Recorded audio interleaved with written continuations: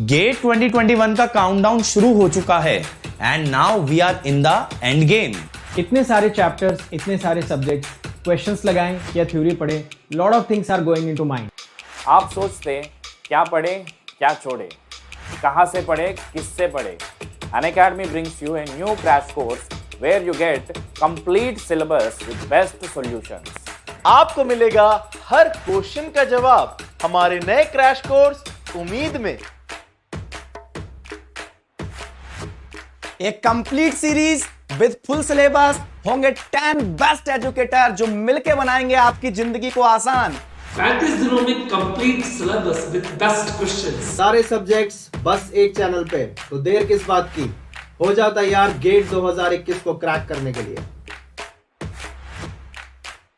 तो मिलते हैं 20 दिसंबर को, link in description. Let's crack it. सबसे पहला क्वेश्चन या एक ओवरऑल अपने पास सिनेरियो ये बन गया। इलेक्ट्रिक फील्ड का फंक्शन क्या होगा? Then it will be off.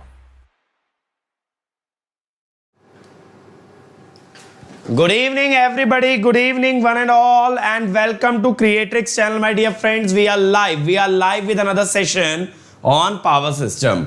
और बच्चों, जैसा मैंने बोला था, ये आखिरी सेशन होने वाला है पावर सिस्टम में स्टेबिलिटी का। और हम क्या करने वाले हैं? हम लोग करने वाले हैं DPP on transient stability.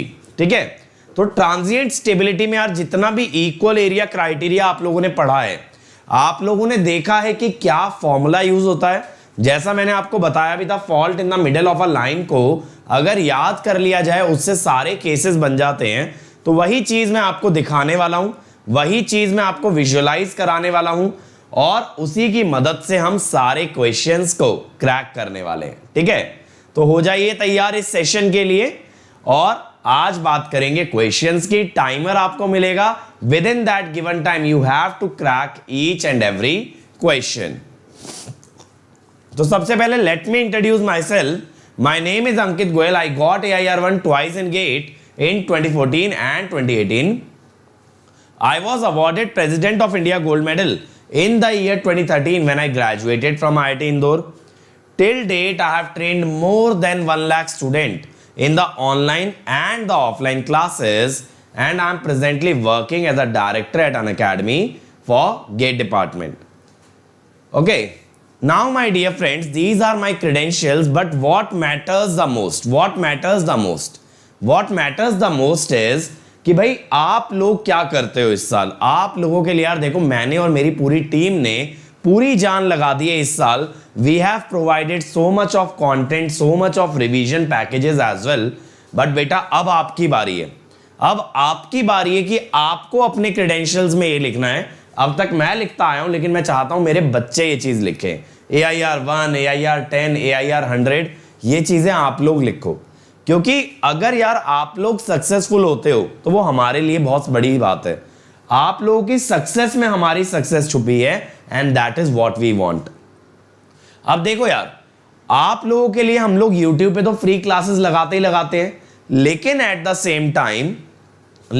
Same time हम लोग आपको फ्री कंटेंट प्रोवाइड करते हैं by means of Unacademy learning app as well. वो कैसे सर? यार देखो, अनअकैडमी लर्निंग ऐप पे बहुत सारे फीचर्स ऐसे हैं जो आपको YouTube पे नहीं मिलते, जैसे पोलिंग का फीचर हो गया, लीडर बोर्ड का फीचर हो गया, टेस्ट सीरीज का फीचर हो गया। तो ये सारे फीचर अनअकैडमी ऐप पे मिल जाते हैं और ये सब कुछ फ्री है। तो सर इसका यूज कैसे करेंगे? बेटा इसका यूज कैसे करोगे? आप अनअकैडमी लर्निंग ऐप डाउनलोड कर लो। अब आप वहां पे किसी भी फ्री इनिशिएटिव पे क्लिक करते हो तो आपसे एक ही क्वेश्चन पूछता है कि आपको किसने बुलाया, हु हैज इनवाइटेड यू। तो वो मांगेगा इनवाइट कोड। तो वहां इनवाइट कोड में आप डाल देंगे अंकित ESE और आपकी एंट्री हो जाएगी फ्री इनिशिएटिव में। ठीक है, फ्री इनिशिएटिव में एक बार एंट्री हो गई, उसके बाद बेटा जितने भी टॉप एजुकेटर हैं, किसी की भी स्पेशल क्लास अटेंड करो, किसी की भी क्विज अटेंड करो, किसी का भी टेस्ट आप अटेम्प्ट करो, तो ये सारी चीजें आपके लिए अनलॉक हो जाती हैं। क्योंकि आप मेरे से बेहतर आप लोग ये बात जानते होंगे कि बिना टेस्ट सीरीज के तो यार तैयारी नहीं हो सकती। और अनअकैडमी ऐप पे बहुत सारी फ्री टेस्ट सीरीज हैं। तो यार YouTube लेक्चर, स्पेशल क्लासेस और फ्री टेस्ट सीरीज को कंबाइन करके एक बच्चा जो शायद एक एजुकेशनल इंस्टीट्यूट अफोर्ड नहीं कर सकता, वो भी एक रैंक लाने का सपना देख सकता है। तो मेरे भाई इसमें देर नहीं करनी है, हमें देर नहीं करनी है। आज की डेट में अनअकैडमी लर्निंग ऐप आपके फोन में कंपलसरी है and it is more important than Facebook और व्हाट्सएप। अब देखो यार, मेरी तो स्पेशल क्लासेस आपको ढूंढने की भी जरूरत नहीं है, वो सब आपको एक जगह मिलेंगी, tinyurl.com/ankit.ese।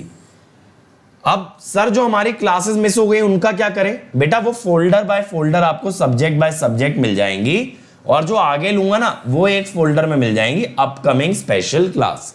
तो अगर जो मैंने अब तक क्लास ली आप नहीं अटेंड कर पाए हो, घबराने की जरूरत नहीं है, दे आर ऑल अवेलेबल। जैसा मैंने बोला पावर सिस्टम के अंदर यहां लोड फ्लो और प्रोटेक्शन आपको कंप्लीट मिलेगा, तो आप जाइए पावर सिस्टम के पहले ही फोल्डर में क्लिक कीजिए और आपको पूरी प्लेलिस्ट मिल जाएगी। और बच्चा सिर्फ इतना ही नहीं, जितना भी मैंने कवर किया है ना उसके नोट्स भी डाउनलोड हो जाएंगे।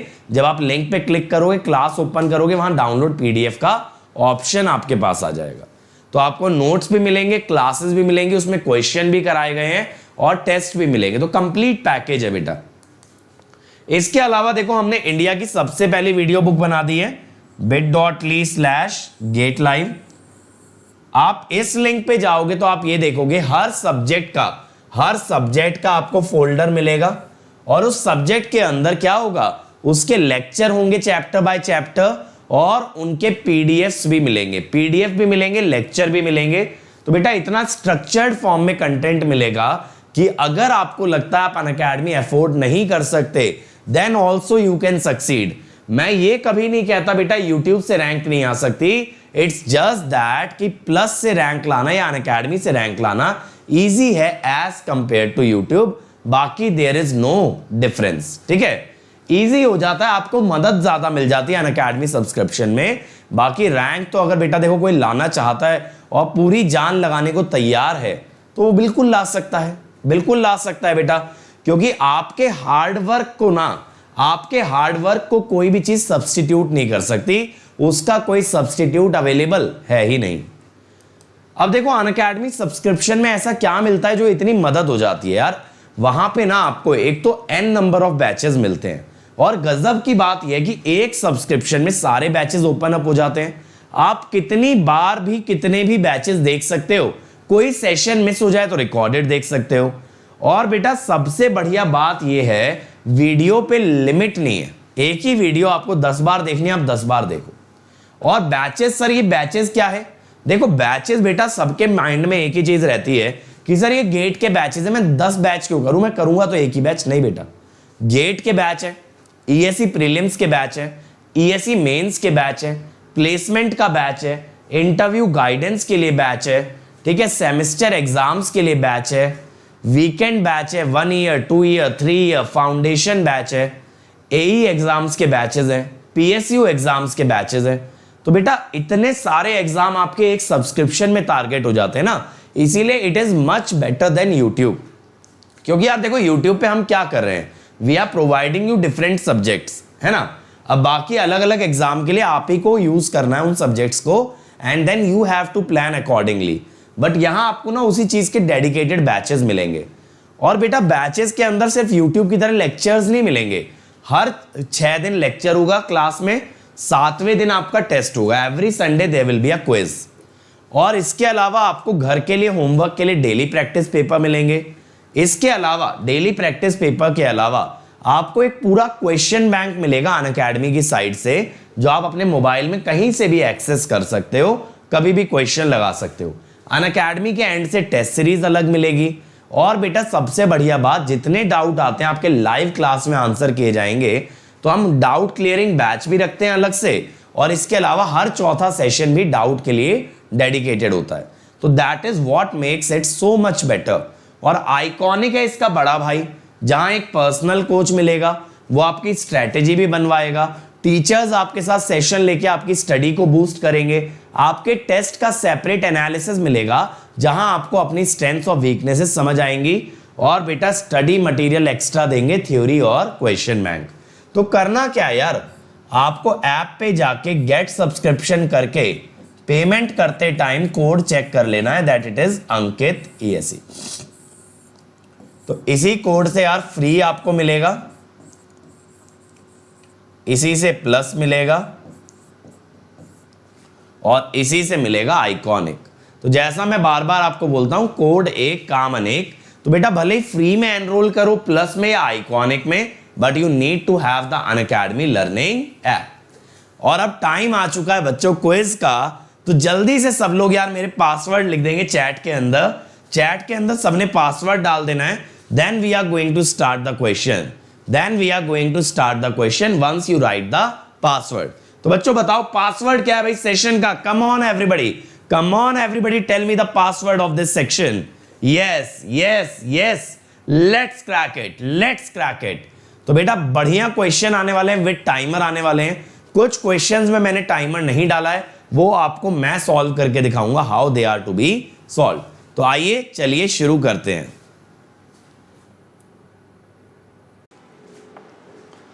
तो चलिए देखते हैं हमारा आज का पहला क्वेश्चन व्हाट इज दैट। देखो यहां टाइमर नहीं है तो ये मैं बताने वाला हूं।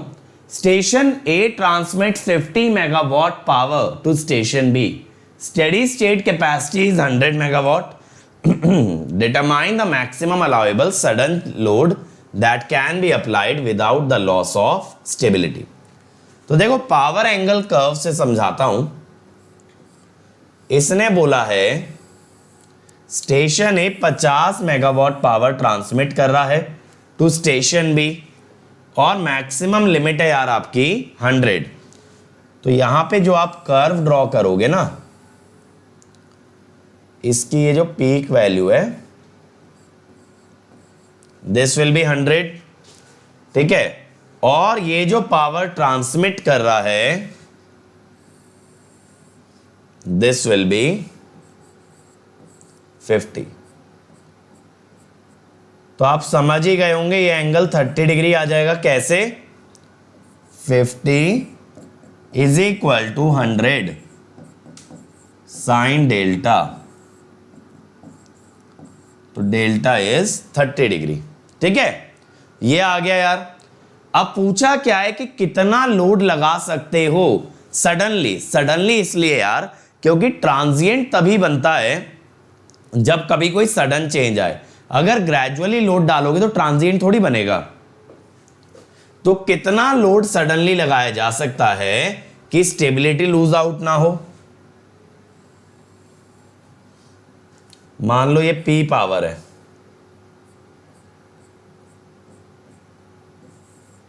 ये एंगल है डेल्टा। तो अब हमने क्या बोल दिया यार कि इतना बैलेंस P माइनस 50 मैंने सडनली लगा दिया है। P माइनस 50 सडनली लगा दिया है। अब बात आती है इक्वल एरिया क्राइटेरिया की, कि फॉर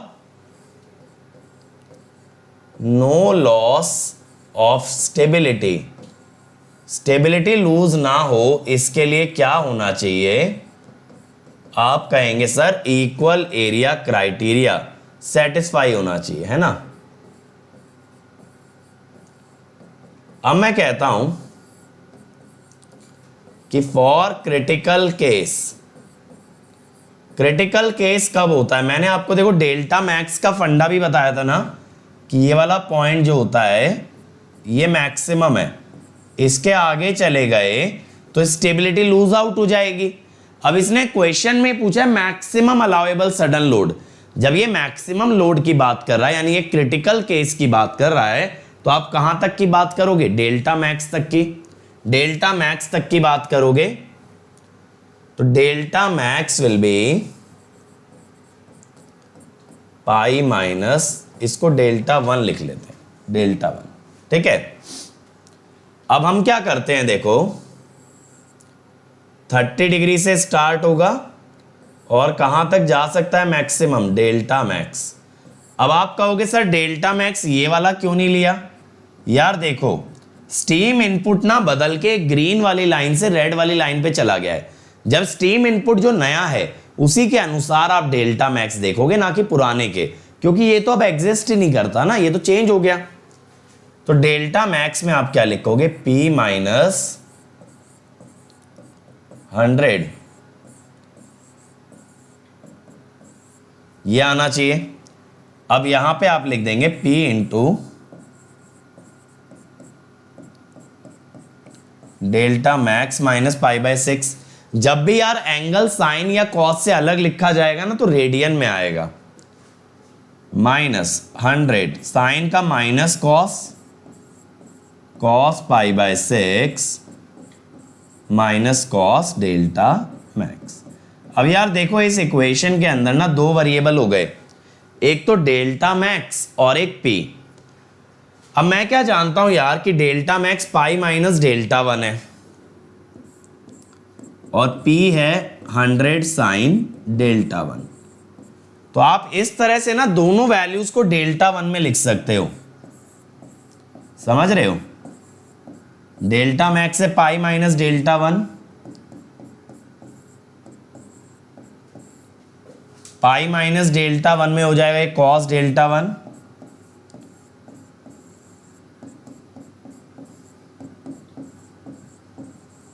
अब देखो अब पूरी इक्वेशन में एक ही वेरिएबल है।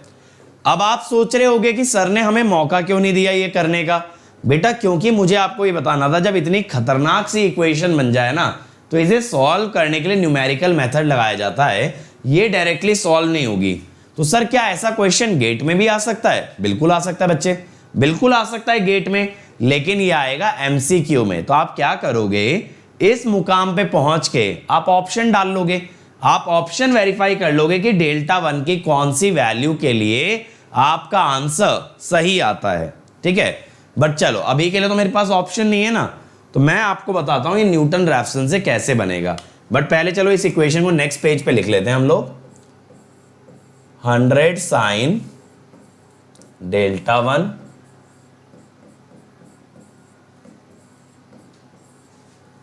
ठीक है, फिर -100 कॉस पाई बाय 6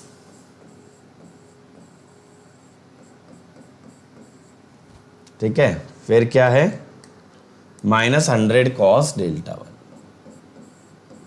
चलो ऐसे सोचो ये एक फंक्शन है f of delta 1 is equal to 0, यही तो एक फंक्शन है। अब देखो यार आप न्यूटन रैफसन मेथड कैसे लगाते हो, डेल्टा 1 की k+1th वैल्यू कितनी होती है?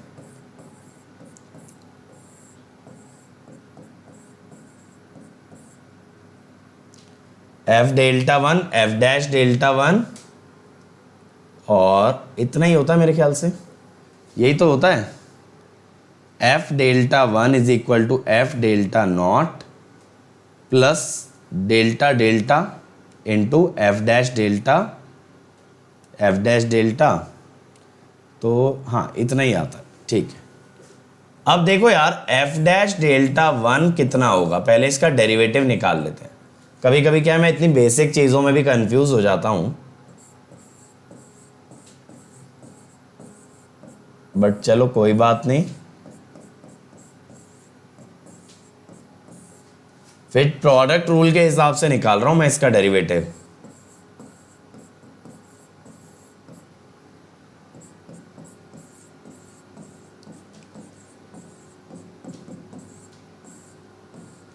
ये कट गया ना,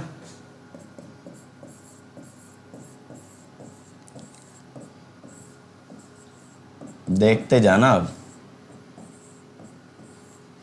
ये आ गया। अब देखो एक इनिशियल गैस ले लो, मैं आपको बताता हूं कैल्सी में इसको कैसे करना है, क्योंकि अगर ये ईएससी कन्वेंशनल में आ गया तो आप क्या कर सकते हो। इनिशियल गैस मैंने 30 डिग्री मान लिया। अब देखो यार ये पूरी इक्वेशन रेडियन में चल रही है, तो बेटा सबसे पहले तो क्या कर लो, सबसे पहले कैलकुलेटर को आप रेडियन में डाल लो, ठीक है। मेरे साथ साथ कर लो, सबसे पहले कैलकुलेटर रेडियन में सेट कर लो। अब मैं बताता हूं अगला क्या करना है। अगला कैल्सी में लिखेंगे आप पाई बाय 6। देखो आप देख सकते हो मेरे कैलकुलेटर में, अगर आपको दिख पाए, दिख रहा है पाई बाय 6 डाल दिया मैंने, अभी इक्वल टू दबा दिया, तो बेटा ये पाई बाय 6 आपका ना सेव हो गया कैल्सी में, पाई बाय 6 सेव हो गया, ठीक है। अब मैं क्या करूंगा, पाई बाय 6 मेरे कैल्सी में आंसर की तरह सेव हो गया है, तो अब मैं ये पूरी इक्वेशन टाइप करूंगा यहां से, कैसे, आंसर माइनस ठीक है, अब आप फंक्शन लिखना स्टार्ट कर देंगे 100 साइन डेल्टा 1 नहीं साइन आंसर, ठीक है, 5 into pi bye 6 minus answer minus 100 cos pi by 6 minus 100 cos answer, ये आ गया f divided by f dash. f dash में क्या है 100 कॉस, जहां जहां डेल्टा 1 है ना वहां वहां आंसर लिख दो। आंसर का मतलब है कि आप जब इटरेट करोगे तो हर बार जो भी आपका आंसर आएगा ये ऑटोमेटिकली उसे फीड कर लेगा। तो मैंने पूरी इक्वेशन डेल्टा 1 को किससे रिप्लेस करके बनाई है, कैलसी में आंसर से। अभी इक्वल टू दबाया मैंने 0.901 आया, दोबारा इक्वल टू दबाया 1.033, तीसरी बार 1.053, चौथी बार 1.054, पांचवी बार 1.054, छठी बार फिर 1.054। तो बेटा इटरेशन के बाद आपका डेल्टा 1 आ गया इतना। आप यहां से P निकाल सकते हो, फिर 100 साइन डेल्टा 1, समझ गए। न्यूटन रैफ्सन कैल्सी में कैसे लगता है, हर इटरेशन बेटा आपकी डायरेक्टली आ जाती है। या 86.96, यानी आपने यार बैलेंस पावर कितनी लगाई, कितनी पावर एक्स्ट्रा लगाई, तो ये पावर जो आपने एक्स्ट्रा लगाई है दिस इज 36.96। तो ये हो गया हमारा आंसर 36.96। गेट में आता तो इस स्टेप के बाद मैं क्या कर देता, ऑप्शन से वैल्यू पुट कर देता। ईएससी में आएगा तो ये पूरा न्यूटन रैफ्सन लगा के will figure out the answer, ठीक है। चल अब अगला आप ट्राई करो, अगला आप ट्राई करो यार। क्रिटिकल क्लियरिंग एंगल के बारे में बात की गई है। आपको मैं 90 सेकेंड्स दे रहा हूं, फॉर्मूले से बनेगा, ये वाला फॉर्मूले से बनेगा। बस आपको क्या आइडेंटिफाई करना है, P max 1, P max 2, P max 3, delta max and delta not, यही तो टर्म्स यूज होती हैं। अगर इतनी टर्म्स आपको क्लियर हैं तो then you can easily apply the formula, ठीक है। चलो जल्दी से बना दो यार, जल्दी से बना दीजिए सब लोग। कम on everybody, last 50 seconds remaining. जल्दी से मुझे चैट के अंदर आंसर चाहिए कि क्या आंसर आ रहा है सभी लोगों का। सिंपल एक फॉर्मूला कैलकुलेटर में डालना है आप लोगों को, एक फॉर्मूला। और बच्चों जैसा आप जानते हो मंडे से स्टार्ट हो रहा है यूट्यूब पे हमारा उम्मीद क्रैश कोर्स, तो इसके अंदर हम कंप्लीट सिलेबस कराने वाले हैं आप लोगों का लास्ट 35 डेज में। तो एक फाइनल बैटल करेंगे गेट के लिए, एक फाइनल अटेम्प्ट, एक लास्ट ट्राई, ताकि हम लोग भी एक अच्छी रैंक सिक्योर कर पाएं। तो बेटा उम्मीद बैच का नाम ऐसा क्यों रखा है, क्योंकि मैं चाहता हूं अभी मेरे बच्चे उम्मीद ना छोड़ें, they should not lose hope, we are still there with you, we can still crack it. और इतने में जैसे मैंने बात की और टाइमर यहां पे जाने वाला है बेटा, जल्दी से आंसर सबमिट कर दीजिए and the time is up. तो देखो generator operating at 50 hertz deliver 1 pu power to an infinite bus. Initially जो भी पावर होती है वो PS और P बराबर होती है, ठीक है। When a fault occurs which reduces the maximum power transfer to, fault के दौरान जो है जो भी पावर होती है वो Pmax 2 होती है। Whereas maximum power transfer before fault occurrence माने Pmax 1 is 1.75 pu and after fault clearance जो भी पावर आएगी that is Pmax 3 1.25 pu। अब यहां पे ना आप लोग डेल्टा नॉट निकालेंगे सबसे पहले।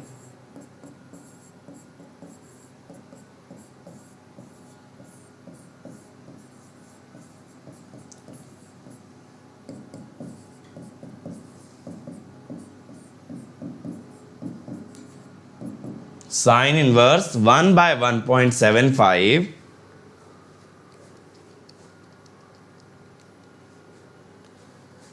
पहले मैं डिग्री में कर लूं यार, डिग्री में जब से किया ही नहीं है। 34.85 और डेल्टा मैक्स का भी मैंने आपको डायरेक्ट फॉर्मूला बता रखा है भाई, इस फॉर्मूले में पाई माइनस साइन इनवर्स या 180 minus sine inverse PS by P max 3। ठीक है, पी मैक्स 3 का मतलब है 1.25, 126.87। एक बार ये डेटा आ गया ना यार हमारे पास, अब कुछ नहीं बचा इसके अंदर। अब तो बस क्या करना है यार, डेल्टा CR इस कॉस इनवर्स, फॉर्मूला आप जानते ही हो, फिर भी मैं लिख देता हूं, delta max minus delta not minus P max 2 cos delta not plus P max 3 cos delta max bye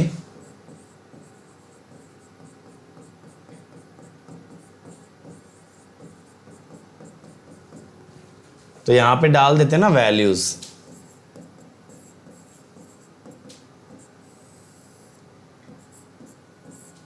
क्या है 126.87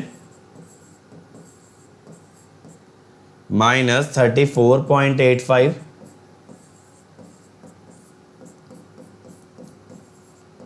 into pi by 180 minus P max 2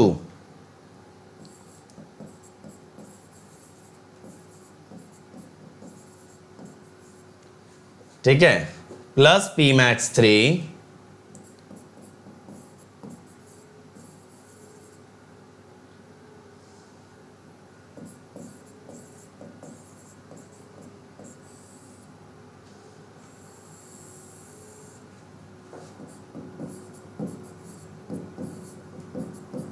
ये हो गया।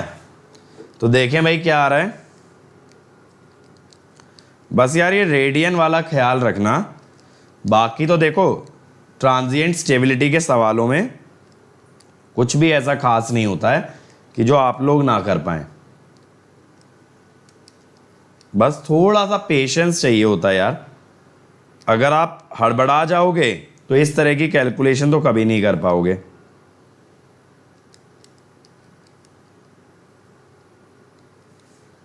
ये आ रहा है डेल्टा CR 51.61। यार इतना तो नहीं आना चाहिए, आना तो अलग चाहिए। फिर भी मैं एक बार और चेक करता हूँ, 126.87 था minus 34.85 into pi by 180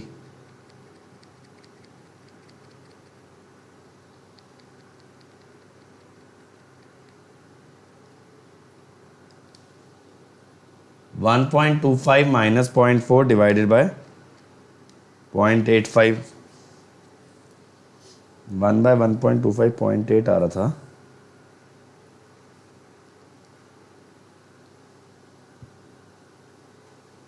point 8 पे वैल्यू कम होनी चाहिए थी ना।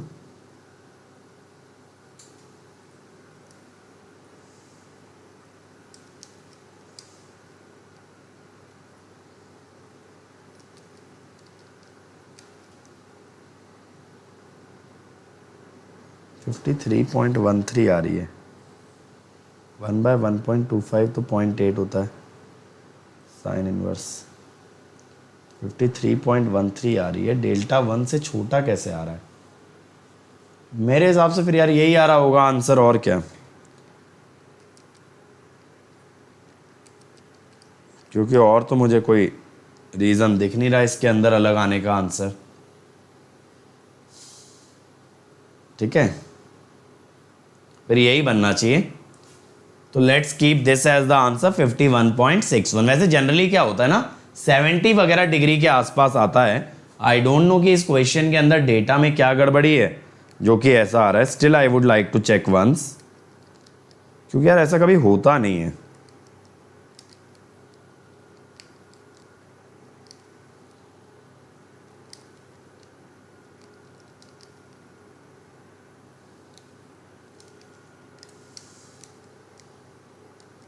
बट वही आ रहा है बार बार आंसर। चलो ठीक है, तो this will be the answer. आगे चलते हैं, अगला क्वेश्चन ट्राई करो भाई, 1 मिनट में आपको दे रहा हूं। A system consist of a generator of equivalent reactance connected to infinite bus through a series reactance. Terminal voltage generator की 1 pu है, इनफाइनाइट बस की वोल्टेज 1 pu है, स्टेडी स्टेट लिमिट पूछा गया है सिस्टम का। बहुत अच्छा क्वेश्चन है, इसमें आप में से बहुत सारे लोग गलती करने वाले हो, फिर मैं आपको बताऊंगा ये क्वेश्चन क्रैक कैसे करना है। ठीक है, चल कोई दिक्कत नहीं है, एक बार ट्राई कर लो। देखो डीपीपी के अंदर ना आप लोग ये मत सोचा करो कि सारे आंसर्स आपसे निकल जाएं। डीपीपी के अंदर बेटा ये ऑब्जेक्टिव लेके बैठा करो कि आपको सीखना है कि क्वेश्चन कैसे करते हैं। एक बार अगर आप सीख गए ना क्वेश्चन कैसे करते हैं, तो जब आप डीपीपी के बाद खुद से बनाओगे ये सब क्वेश्चंस, तो आपके ऑटोमेटिकली आंसर निकलेंगे। ठीक है, तो मेन इंपॉर्टेंट चीज क्या है, हमें we have to learn first. ठीक है, दौड़ने से पहले बेटा चलना सीखना जरूरी है। अब देखो यहां पे ना ऐसा सिस्टम है,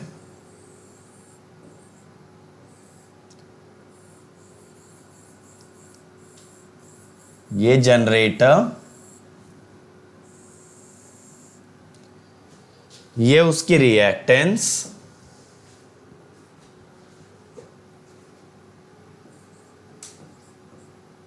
और ये J.6। अब यहां पे देखो 1 एंगल थीटा, 1 एंगल 0। ठीक है, और ये EMF at an angle delta. अब यहां पे I क्या आएगा, देखो पहले यहीं लिख लेता हूं। यहां पे ना आप लोग ने क्या कर दिया होगा, बहुत सारे लोगों ने 1 × 1/0.6, लेकिन नहीं, पहले ना यहां पे I निकाल लो, क्योंकि यार मैक्सिमम पावर EMF के थ्रू निकलेगी ना, ऐसे थोड़ी निकल जाएगी। अब अगर बेटा मैं आपसे कहूं मुझे EMF चाहिए, तो आप क्या करेंगे, terminal voltage plus I into total reactance 1.6। अब यहां पे आपका EMF at an angle delta, terminal voltage generator की 1 pu गिवन थी ना, लेकिन उसका एंगल मुझे नहीं पता।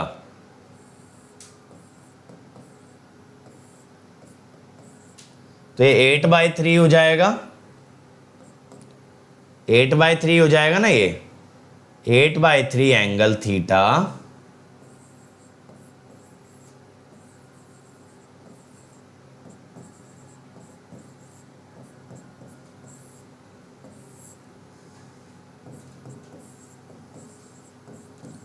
ये बन गया। अब मैं ये कह सकता हूं यार आप लोगों से कि for maximum power, for P max delta must be 90 degree. जी सर बिल्कुल कह सकते हैं। अगर डेल्टा 90 डिग्री है यार, तो ई एंगल 90 क्या होगा, E cos 90 plus j E sine 90। That is कि real part of EMF must be 0। अब राइट हैंड साइड का भी रियल पार्ट इस लॉजिक से 0 कर दो। EMF का जो वैल्यू है वो तो यही है ना, ये जो पूरा वैल्यू आया है यही तो EMF है। रियल पार्ट अगर 0 होना चाहिए तो राइट हैंड साइड 0 कर दो।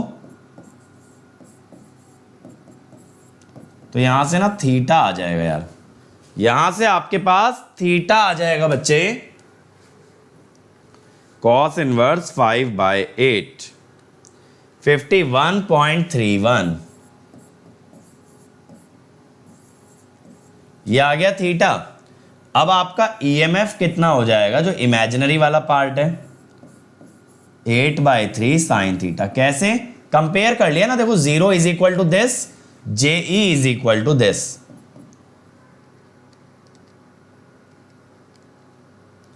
टू 2.081। अब आ जाएगी देखो P मैक्स। समझ आया? कभी भी डायरेक्टली टर्मिनल वोल्टेज से मत निकाल देना, EMF का एंगल 90 डिग्री करके निकालोगे, तब आपको करेक्ट आंसर मिलता है। यह आएगा 1.30 pu। ठीक है, EMF का एंगल 90 होना चाहिए, सीधे टर्मिनल वोल्टेज से P मैक्स नहीं निकालेंगे। अगला ट्राई करो अगेन 1.5 मिनट। चलो जल्दी से बना दो यार, जल्दी से बना दो। मैकेनिकल इनपुट चेंज कर रहे हो और ये आपसे पूछ रहा है what will be the new steady state value of power angle. तो जनरेटर की डायरेक्ट एक्सिस रिएक्टेंस दे रखी है, फुल लोड पावर फैक्टर दे रखा है, इनफाइनाइट बस से कनेक्टेड है, 25% मैकेनिकल इनपुट बढ़ाया गया है। What is the new steady state value of the power angle. तो जल्दी से बनाओ भाई, कम ऑन एवरीबॉडी। और अब मैं उम्मीद करता हूं यार कि स्टेबिलिटी पकड़ में आने लगी होगी। अब अगर बेटा आप PYQs बनाते हो तो सारे बनने चाहिए। और इवन PYQs के लिए जो मैं टाइनी URL देता रहता हूं ना, tinyurl.com/ankit वहां जाओ, वहां मैंने पावर सिस्टम के सारे PYQ करा रखे हैं, तो आप वहां से भी रेफर कर सकते हो। तो दैट वे आपको ना बेस्ट वीडियो सॉल्यूशंस मिल जाएंगे। इन केस किसी क्वेश्चन में फंसते हो तो उसका सॉल्यूशन देख लेना, है ना। तो आपको PYQs में भी कोई किताब वगैरह लेने की जरूरत नहीं पड़ेगी। और जो मेरे बच्चे गेट 2022 के लिए तैयारी कर रहे हैं उनके लिए तो मोस्ट प्रोबेबली सारे PYQs ही कवर कर दूंगा मैं ग्रेजुअली। अभी तक machine, power system, power electronics तो कवर कर चुका हूं, ठीक है। फिर बाकी के भी खींच देंगे। चलो चलो चलो 5 4 3 2 1 and the time is up. तो देखो यार, डायरेक्ट एक्सिस रिएक्टेंस दे रखा है 0.6, ठीक है। जनरेटर एक इनफाइनाइट बस से कनेक्टेड है और फुल लोड है। फुल लोड का मतलब है करंट विल बी 1 pu। अब आप EMF निकाल लो यार, 1 एंगल 0, पावर फैक्टर 0.85 लैग है ना, तो 0.85 के अनुसार एंगल क्या होगा, मैं कैल्सी में डाल रहा हूं, कॉस इनवर्स 0.85, 31.788 लैगिंग है इसीलिए माइनस J.6। चाहे तो देखो जो सिंक्रोनस में स्केलार इक्वेशन बता रखी है ना उससे भी कर सकते हो, ठीक है। आप उससे भी निकाल सकते हो EMF।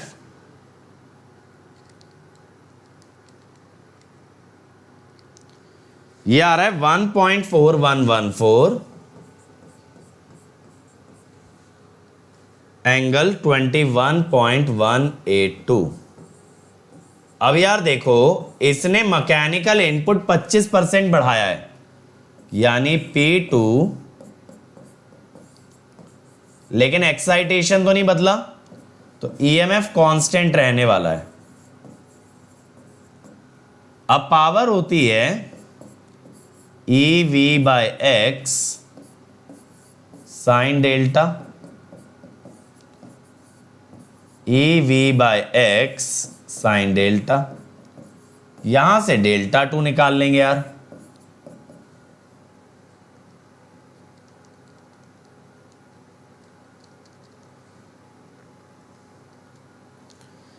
ये आ रहा है 26.85 डिग्री। खत्म है ना, सिंपल। पहले डेल्टा 1 आ गया, फिर पावर की इक्वेशन से डेल्टा 2 आ गया। मैं तो ये कहूंगा बल्कि it is not even related to stability, ये तो सिंपल सिंक्रोनस का सवाल हो गया। चलो अगला बताओ भाई। A transmission line with sending and the receiving end voltage as VS angle delta and VR angle 0, line reactance बेटा कैपेसिटिव दे दी है। What is the limit on delta to make the system stable? Delta पे क्या limit होगी जिससे कि आपका system stable हो जाए? अगर लाइन कैपेसिटिव है, अगर बच्चे आपकी लाइन कैपेसिटिव है, चलो चलो चलो जल्दी से। लाइन कैपेसिटिव है तो ये याद रखना, जैसे इंडक्टर में EV/X साइन डेल्टा कर देते हो या VS VR/X साइन डेल्टा कर देते हो, यहां X नेगेटिव हो जाएगा because it is a capacitor, it is a capacitor. चलो last 45 seconds remaining, last 45 seconds remaining, come on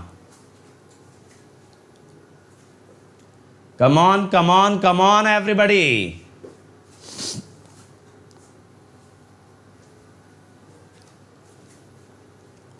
चलिए चलिए चलिए, लास्ट 20 सेकेंड्स भाई। इजी क्वेश्चन है, बस थोड़ा सा एनालिसिस मांगता है।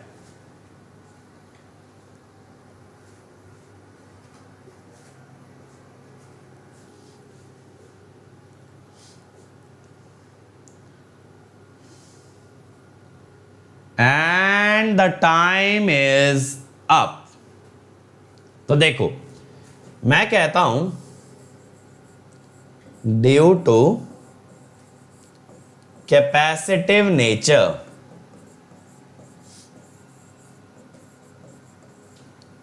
ऑफ लाइन, देखो ये मैं ना आपको एक ही बार में करके दिखा दूंगा। रिएक्टेंस इज नेगेटिव, तो आप पावर क्या कह सकते हो?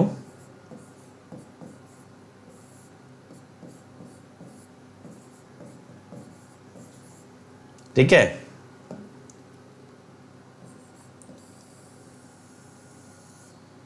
ध्यान से देखना यार, माइनस साइन डेल्टा का ग्राफ बनाना है।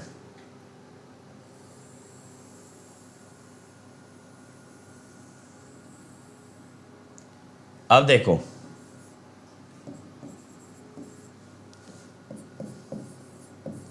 यहां तो पावर ही नेगेटिव हो गई, तो it will act like a motor, तो ये तो ले ही नहीं सकते। यहां पावर पॉजिटिव है, तो it will act like a generator. अब यार स्टेडी स्टेट स्टेबिलिटी की कंडीशन क्या है? अब कई लोगों को लग रहा होगा सर ये कैसे पता चलेगा कहां स्टेडी स्टेट स्टेबिलिटी लगानी है और कहां ट्रांजिएंट। बेटा ट्रांजिएंट वहां लगाते हैं जहां क्रिटिकल क्लियरिंग एंगल की बात करें, फॉल्ट आ जाए, ये सब। तो इसकी कंडीशन होती है dp by D delta greater than 0। अब यार आपको इतना तो नजर आ ही गया होगा ग्राफ के अंदर कि ये वाले रीजन के अंदर स्लोप है पॉजिटिव।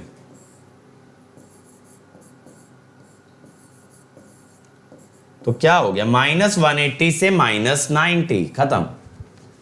समझे कितना इजीली हमने कर दिया? हमने बस पावर का ग्राफ ड्रॉ कर लिया, पावर पॉजिटिव और उसका स्लोप पॉजिटिव, वही रीजन है स्टेबल। चलो अगला ट्राई करो भाई, अगला ट्राई करो। Again 1.5 minute, again 1.5 minute. Critical clearing angle आपको निकालना है, क्रिटिकल क्लियरिंग एंगल। चलिए भाई, कम ऑन एवरीबॉडी, चलो चलो चलो, ज्यादा टाइम नहीं लगाना है भाई, फॉर्मूला फिट करना है और आंसर निकाल लेना है। You just have to apply the formula, nothing more. चलो बेटा जल्दी से बना दो इसको। थोड़ा सा देखो, ट्रांजिएंट स्टेबिलिटी के क्वेश्चन कैलकुलेटिव जरूर होते हैं, लेकिन बहुत ज्यादा आपको दिमाग लगाने की जरूरत नहीं पड़ती है। सिंगल फॉर्मूले के अबाउट ही वो घूमते रहते हैं।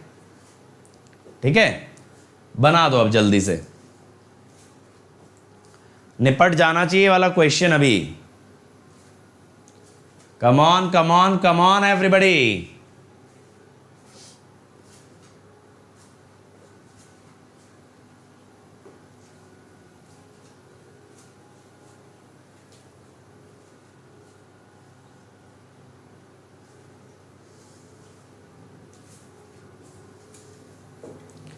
चलो चलो चलो, लास्ट 10 सेकेंड्स भाई, जल्दी से सब लोग आंसर सबमिट कर देंगे। जल्दी से जो भी आंसर आ रहा है यार सबमिट कर दो, देन मैं आपको बताने वाला हूं कि ये क्वेश्चन कैसे सॉल्व किया जाएगा। और ये टाइम हो गया। अब देखो क्या लैंग्वेज है। Generator is delivering 50% of power when it is capable of delivering through a transmission line to a bus. यानी ये कह रहा है कि पावर इज 0.5 पी मैक्स। अब आप तो ये भी जानते हो यार पी मैक्स साइन डेल्टा होती है पावर, तो यहां से डेल्टा नॉट 30 आ गया। देख रहे हो कितनी इंफॉर्मेशन छुपी है एक लाइन में। The fault occurs that increases the reactance between generator and infinite bus to 400% of value before the fault. 4 गुना रिएक्टेंस हो गई, तो ऑब्वियसली पी मैक्स 2 क्या हो जाएगा, 1/4 हो जाएगा। ठीक है, when the fault is isolated, isolated का मतलब जब फॉल्ट क्लियर कर दिया गया, when the fault is cleared the maximum power that can be delivered is 80% of that before the fault. ठीक है, 80% आएगी। अब पूछ रहा है क्रिटिकल क्लियरिंग एंगल। तो बेटा सबसे पहले ना डेल्टा मैक्स निकलेगा और ये पी मैक्स 3 है 180 minus sine inverse P S क्या है 0.5 पी मैक्स और नीचे आता है पी मैक्स 3 जो कि है 0.8 पी मैक्स।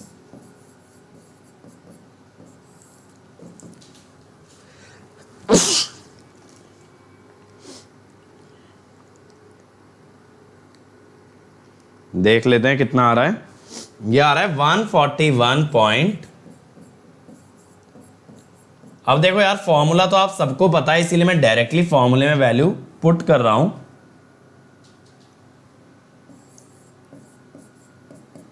क्या है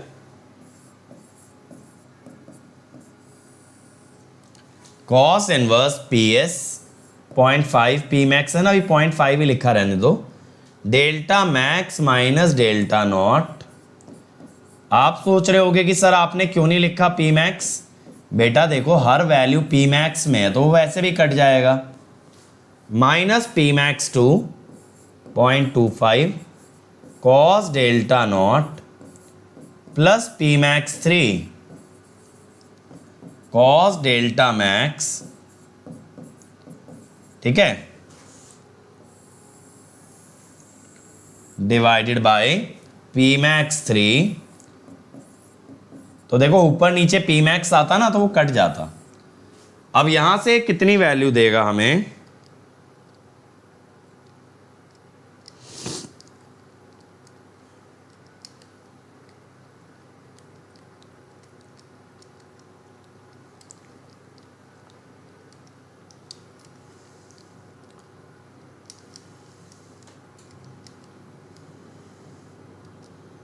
डिवाइडेड बाय 0.55। हाँ अब देखो सही आया ना, मैंने बोला था ना ये इसी रेंज में आता है 70 से 80। वहां पे डेटा ऐसा गिवन था हमें। चलो 76.28 डिग्री। क्लियर है। चलो अब आगे चलें भाई। नेक्स्ट क्वेश्चन जल्दी से बता दो, देख लेते हैं। इसमें टाइमर नहीं है यानी मैं कराऊंगा। A lossless generator supply 60 megawatt to the steady state limit of system is 120. Determine whether the generator will remain in synchronism if prime mover input is abruptly increased by 40 megawatt. देखो इस type के questions को कैसे tackle करते हैं।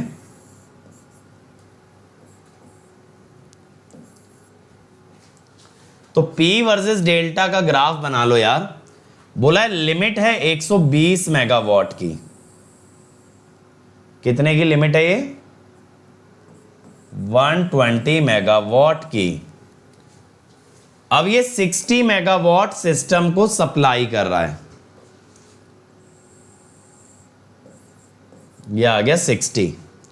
अब पूछ रहा है 40 अगर बढ़ा दें, 40 अगर बढ़ा दें तो क्या मेरा सिस्टम सिंक्रोनिज्म में रहेगा। 40 बढ़ाने का मतलब 100 पे आ गए।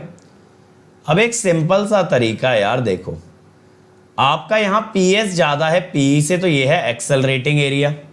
ठीक है, अब मैंने आपको बताया था आप इंटीग्रेशन कहां तक करते हैं, जहां तक आपको मिल जाए सिंक्रोनस स्पीड। जहां तक क्या मिल जाए सिंक्रोनस स्पीड। और सिंक्रोनस स्पीड अगर डेल्टा मैक्स तक भी नहीं मिली तो गया, तो सिस्टम आपका गया, तब सिस्टम हो जाएगा अनस्टेबल। तो देखो पहले तो डेल्टा नॉट निकाल लेते हैं। ये आ गया 30 डिग्री। फिर मैं डेल्टा 1 निकाल देता हूं।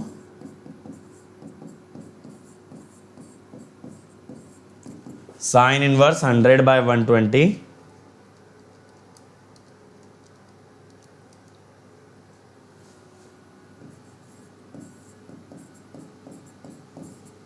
ये आ गया।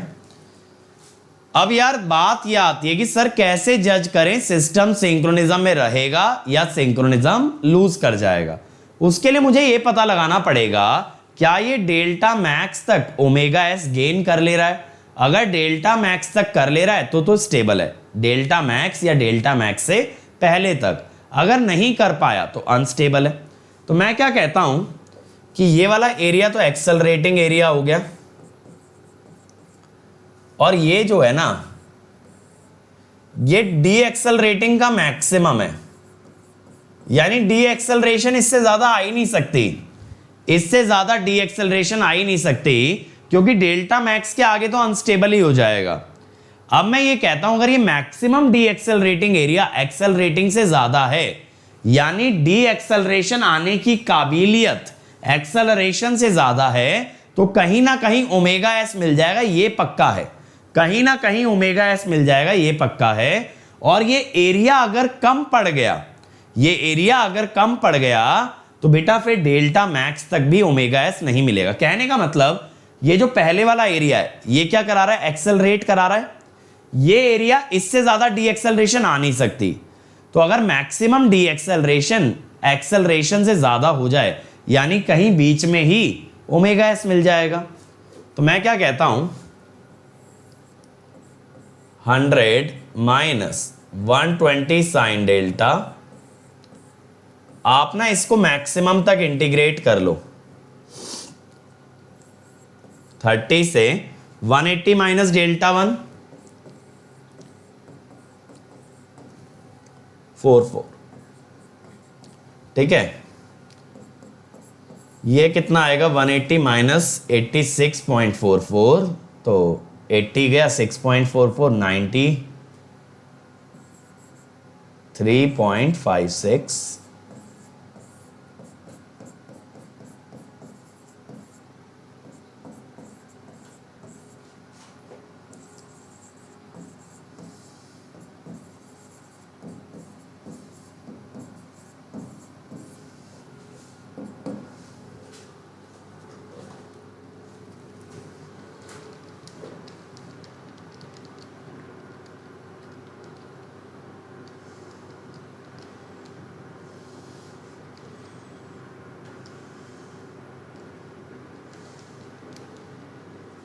ये आ रहा है -6.967, नेगेटिव आ रहा है ना। इसका मतलब ये हुआ डी एक्सेलरेटिंग की जो मैक्सिमम वैल्यू है that is greater than accelerating area, so system regains omega S before delta max. हम यही तो चेक करना चाहते हैं, डेल्टा मैक्स से पहले अगर आ जाए तो चलेगा, डेल्टा मैक्स के बाद तक जाने की कोशिश करेगा तो नहीं चल पाएगा, उसके आगे जा ही नहीं सकते, ठीक है। चलो अगला ट्राई करो, आपके पास 1.5 मिनट है भाई, come on everybody, 1.5 minute you have. The figure shows the single line diagram of a power system with double circuit line, expression for electrical power 1.5 sine delta, mechanical power 1 pu पे है, one of the transmission line is removed, maximum value of delta as the rotor swing is 1.221 radian, if expression for P with one line removed is Pmax sin delta, find Pmax in PU, find Pmax in PU। एक line remove कर देने पे आपकी जो equation है वो है Pmax sin delta, तो आप ये बताइए Pmax कितना है। चलो, और इसने आपको ये भी दे दिया है maximum value of rotor swing 1.221 radian, यानी कि जब ऑसिलेशन आएगा ना तो मैक्सिमम कहां तक जा सकता है, 1.221 रेडियन। तो एक बार बनाओ, फिर मैं ना आपको ये ड्रॉ करके भी समझाऊंगा हो क्या रहा है। चलो चलिए जल्दी से, कम ऑन एवरीबॉडी। आप लोग ना ये कोशिश किया करो, जितना मैं टाइम दे रहा हूं उसके अंदर भले ही आंसर आए या नहीं आए, but you do as much as you can. समझ रहे हो, ये सेशन आपका बेटा कॉन्फिडेंस बढ़ाने के लिए नहीं है, ये आपको ये इलस्ट्रेट करने के लिए है कि किस तरह के क्वेश्चन फ्रेम होते हैं। अब देखो,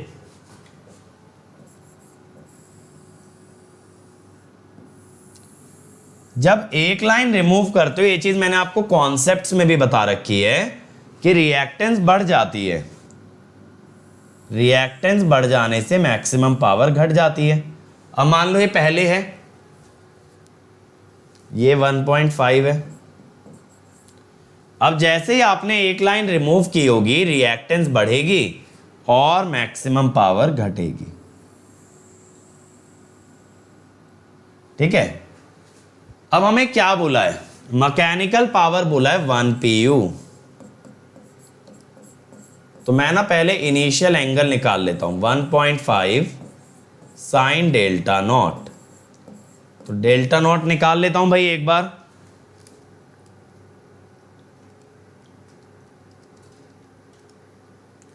$41.81, ठीक है, ये मैंने किया। मान लो ये है 1 pu।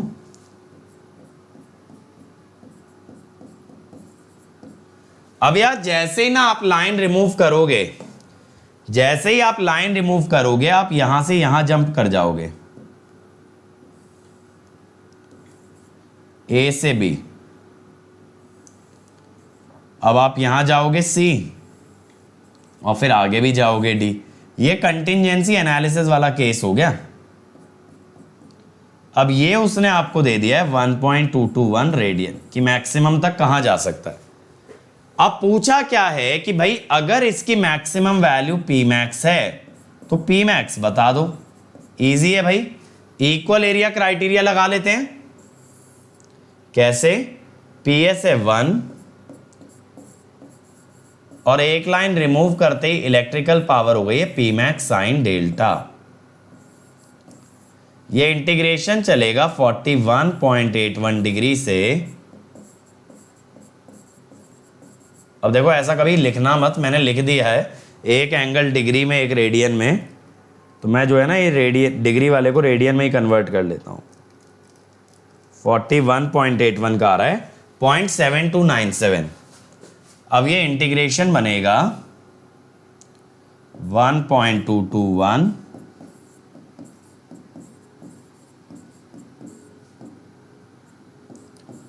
जीरो के हिसाब से हो गया P max cos 0.7297 minus cos 1.221। ठीक है, अब अगर आप यहां पे निकालोगे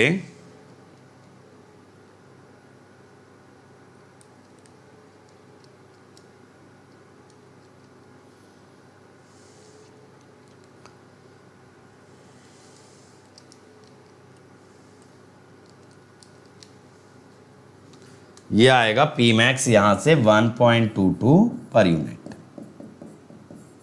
लो भाई हो गया काम। ठीक है, समझ गए क्या हो रहा है? इसने आपको इनिशियल और फाइनल दोनों एंगल दिए हैं और आपने क्या किया, इक्वल एरिया क्राइटेरिया से पी मैक्स बता दिया है। चलो अगला देखो भाई, अगला देखो। Again you have 1.5 minute, focus on reading and understanding the question. अगर आप समझ गए तो बन जाएगा। The figure shows the single line diagram of an infinite bus system. Inertia constant दिया है, frequency दिया है, mechanical power है, initial angle 30 डिग्री दिया है। A 3-phase short circuit fault occurs at one of the lines of double circuit line.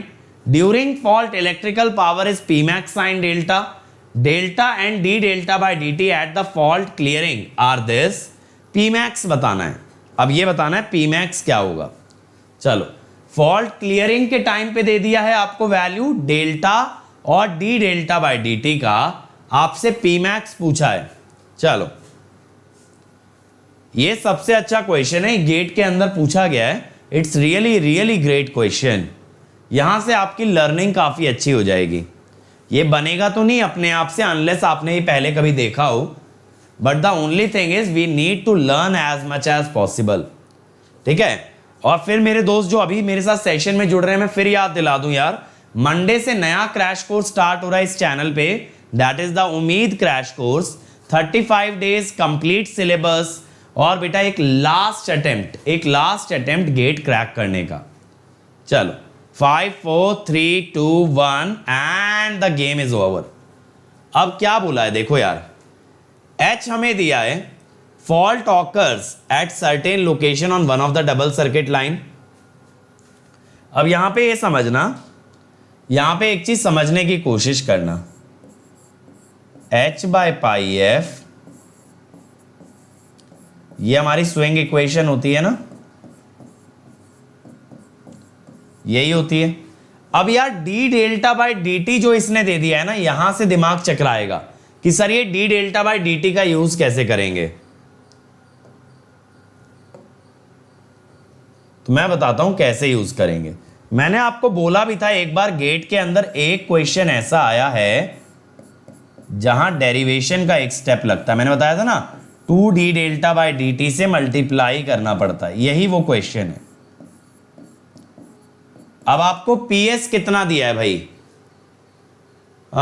Mechanical power is 1 PU, P max है, sorry P है, P max sine delta, और इधर भी 2d delta by D T से multiply कर रखा होगा। अब मैंने आपको ये बताया था कि लेफ्ट हैंड साइड एक परफेक्ट स्क्वायर बन जाती है ना? तो del by del t, del delta by del t का स्क्वायर, ये हो गया।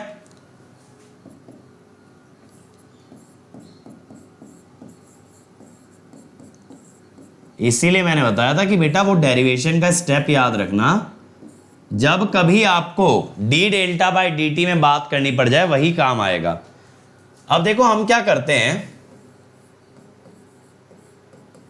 Integrate both sides. Sir integration किस लिमिट्स में होगा देखो जरा,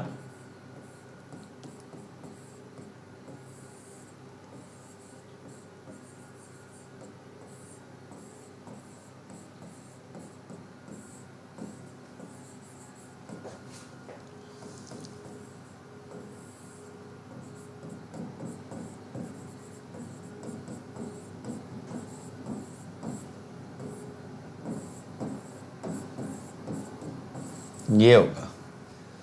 इस इंटीग्रेशन को सिंप्लीफाई करके अगर dt काट दो तो ऐसा कुछ बन जाएगा। dt अगर कैंसिल कर दें, अब देखो खास ध्यान यहां पे देना है लिमिट्स पे। आपको ना मेन वर्क किस पे करना है? लिमिट्स पे। कैसे? देखो इनिशियली आपका एंगल था बेटा 30 डिग्री, इसने बताया ना, इनिशियली इसने अभी बताया था equilibrium point with delta equal to 30, और फॉल्ट क्लियरिंग पे है 45, जहां पे d delta by D t भी दिया है। तो इनिशियल एंगल पे तो d delta by D t 0 रहा होगा क्योंकि स्पीड होगी ओमेगा एस, और फाइनली है 3.762।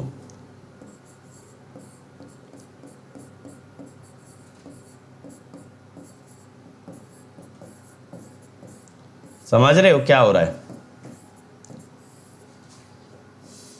1 का इंटीग्रेशन π/4 माइनस π/6,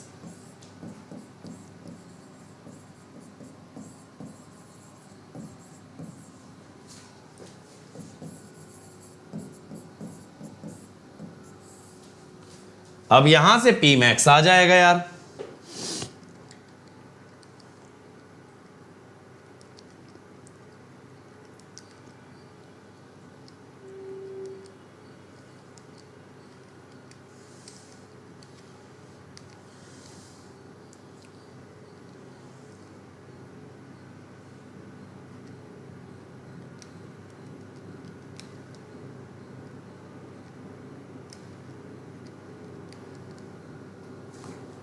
यहां से P मैक्स आ रहा है 0.46, अच्छा 2 टाइम्स भी तो है, 0.23 आ जाएगा। ठीक है, 0.23 PU। समझ आया कैसे हमने बनाया है? तो यही क्वेश्चन के लिए मैंने बोला था डेरिवेशन का स्टेप याद रखना। आप समझ आया कहां यूज करोगे? जहां कहीं D delta by D T की बात होगी, there you will use such method. ठीक है, चलो नेक्स्ट क्वेश्चन भाई, आपके पास 90 second generator delivers 1 PU power to an infinite bus through a purely reactive network, maximum power is 2 PU, a 3-phase fault occurs which reduces generator output to 0, fault is cleared after TC, maximum swing is 110 degree, find the angle at TC। यानी जिस point पे fault clear किया गया है उस point पे कितना angle होगा। अब ये मत कहना सर क्रिटिकल क्लियरिंग एंगल की बात हो रही है, नहीं, ऐसा इसने क्रिटिकल वर्ड कहीं यूज नहीं किया, ये बात कर रहा है सिर्फ क्लियरिंग एंगल की, यानी जिस पॉइंट पे फॉल्ट क्लियर हुआ है उस पॉइंट पे एंगल की बात हो रही है, तो that is simply clearing angle, not the critical clearing angle. Simple है, ठीक है। तो इक्वल एरिया क्राइटेरिया से बनाओ, आपको डेल्टा मैक्स भी दे रखा है, maximum power that could be delivered initially 2 pu है, जनरेटर डिलीवर्स 1 pu, और ड्यूरिंग फॉल्ट आपको यह भी बताया जनरेटर का आउटपुट 0 हो गया है, जनरेटर का आउटपुट 0 हो गया है। चलो बनाओ, इसको ग्राफ बना के बनाओगे ना तो अच्छा रहेगा। If you draw it by graph then it is easy. चलो चलो चलो, कम ऑन एवरीबॉडी, जल्दी से बनाओ भाई। Last 5 second and time is up. मुझे अभी 5 सेकेंड दिख रहा था स्क्रीन पे, बट टाइम ओवर हो चुका है भाई।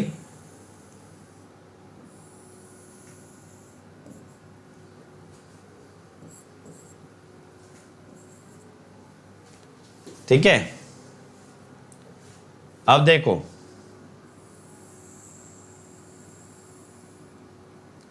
ये आपका पावर है जिसका मैक्सिमम वैल्यू है 2 पर यूनिट। अब आप पावर डिलीवर कितनी कर रहे हो यार? आप पावर डिलीवर कर रहे हो ऐसे 1 pu। अब जैसे ही आपके सिस्टम में फॉल्ट आता है तुरंत आपकी पावर 0 हो जाती है। ये 30 डिग्री होगा, सीधा 1/2 करके निकाल लेना, ठीक है। ए से बी पे जंप कर गए। अब आपने यार किसी एंगल पे आके फॉल्ट को क्लियर किया होगा, तो आप सीधा सी से डी पे जंप कर गए होगे। अब कहीं तक गए होगे मैक्सिमम ई तक। मैं ये नहीं कह रहा ये डेल्टा मैक्स है, लेकिन आप जो ई तक गए हो वो 110 डिग्री है, क्योंकि ये तो 150 होता ना, 180 माइनस 30, 110 तक गए हो। अब इसने पूछा है डेल्टा सी क्या है, तो देखो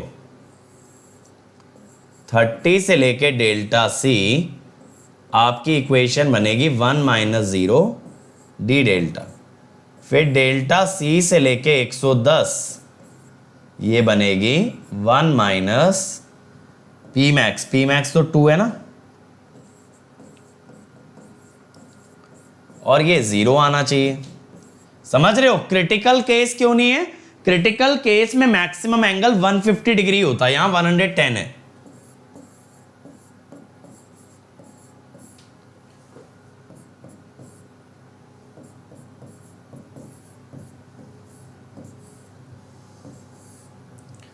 यहां मैं डाल देता हूं π/180।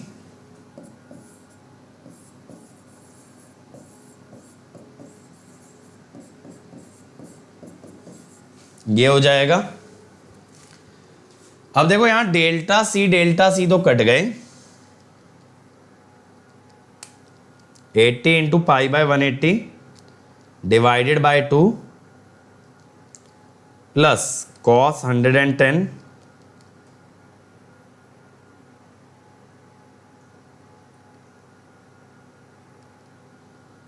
एक सेकेंड, 80 × π/180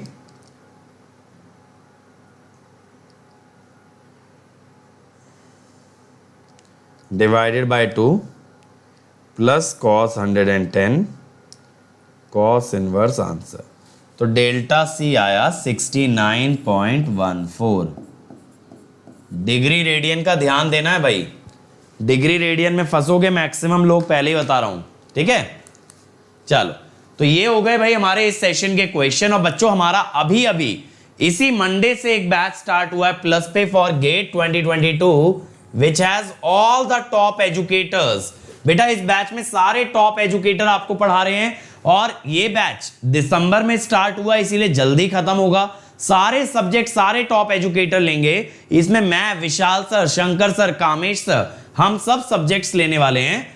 तो आप अंकित ESE कोड लगा के अभी इसका हिस्सा बन सकते हो, and you can start early to crack the GATE with top rank.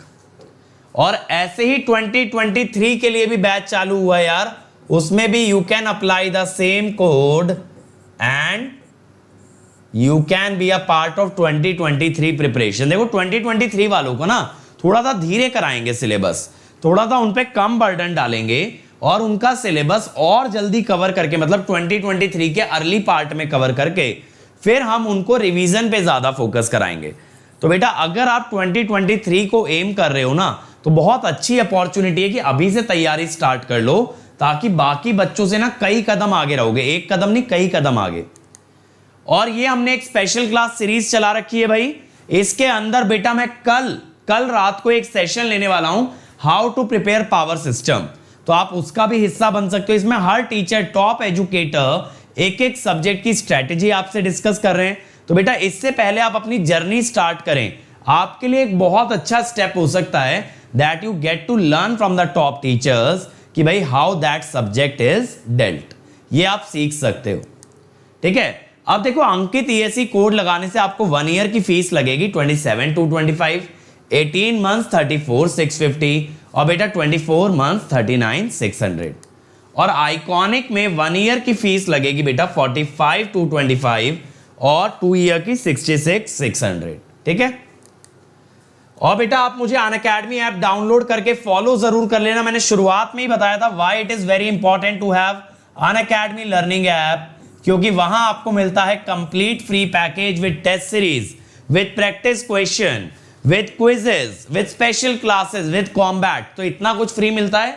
तो बेटा ऐप डाउनलोड करके मुझे फॉलो जरूर कर लेना। जब मैं कोई भी स्पेशल क्लास लूंगा, जो कि मैं डेली 2 से 3 लेता ही हूं, यू विल गेट नोटिफिकेशन। इसके अलावा हमारे अदर चैनल सब्सक्राइब कर सकते हो यार यूट्यूब पे, mechanical, civil, Telugu, then computer science, GATE question, junction, Pathshala and GS terminal. तो बेटा SSC JEE जैसे एग्जाम्स के लिए ये दोनों चैनल आप सब्सक्राइब कर लो। ये PYQs के लिए यहां आपको मिलेंगे बेस्ट शॉर्ट वीडियोस और यहां बेस्ट एनिमेटेड कंटेंट। ठीक है, सो थैंक यू एवरीबॉडी यार, लाइक जरूर करना, शेयर करना अपने सभी फ्रेंड के साथ। और बेटा अगर अब तक इस चैनल को सब्सक्राइब नहीं किया है तो गुनाह कर रहे हो, सब्सक्राइब जरूर कर लेना, वो लाल वाला बटन दबा देना और घंटी बजा के जाना, चैनल की घंटी बजाना कंपलसरी है। ठीक है, चलिए फिर अब हम लोग मिलेंगे उम्मीद क्रैश कोर्स में। यहां पे अभी हम पावर सिस्टम के कोर्स को पॉज कर रहे हैं। अगर आपको बाकी की यूनिट्स देखनी है, लोड फ्लो और क्या है प्रोटेक्शन, तो बेटा मैंने स्पेशल क्लासेस में इसी सीजन में कराया है, आप एक बार जाके देखो, कंप्लीट विद क्वेश्चन पूरा कराया गया है, आप एक बार देख लो, वहां से कवर कर लो। अगर आप 2021 की तैयारी कर रहे हो और 22 की कर रहे हो तो घबराने की बात ही नहीं है। फेब में हम वापस से रिज्यूम कर लेंगे once we wind up this उम्मीद क्रैश कोर्स। ठीक है, तो चलिए अब मंडे मिलेंगे with the crash course. Thank you.